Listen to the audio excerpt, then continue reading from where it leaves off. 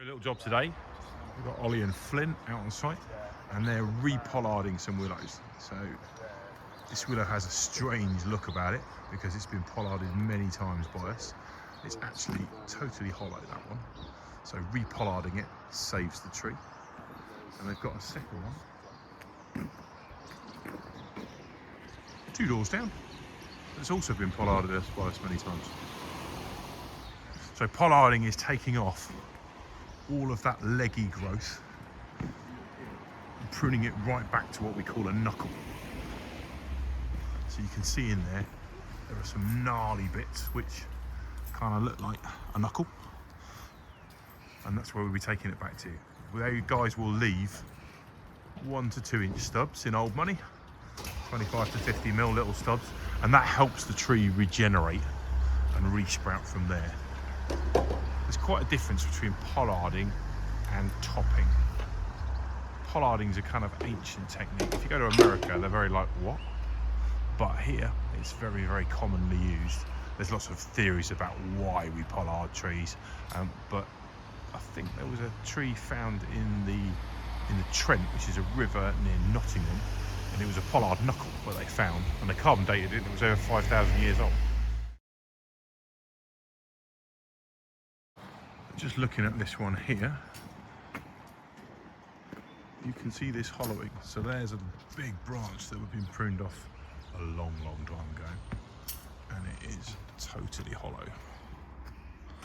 How long we'll be able to continue maintaining this tree remains to be seen, because a big crack has developed on the other side. So I think the likelihood is this will have to be repollarded every couple of years, and it might get to a point where it just gets deemed too unstable. But for the time being, the customer really wants to retain it. So the site's all set up. Oli and Flynn have got themselves all organised, and they're just starting to repollard that first willow. They're using our cherry picker, our MEWP, here, because that's the simplest and most effective method and the safest. So it can't be done from ground level. You could climb this tree, but then you've got no anchor point above where you're stood. Wouldn't really want to climb this one.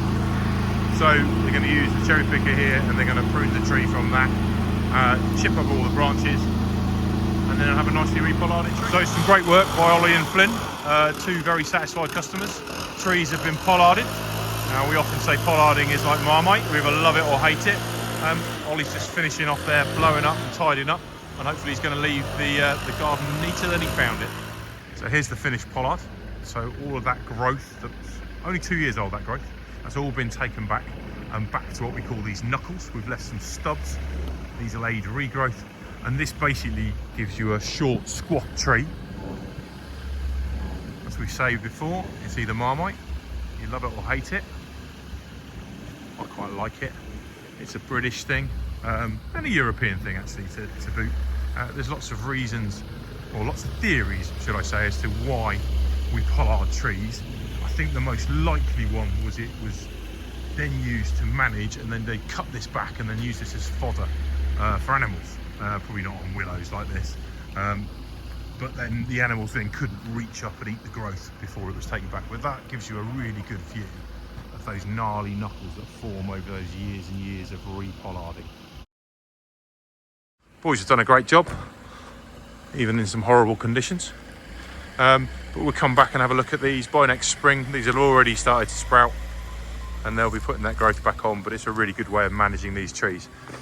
A little interesting fact here is this tree was planted when the house was built, and the house was built in 1966, and our customer was the first owner. Just told me £4,999, that house. So we don't often know how old a tree is, but yeah, that one, 1966.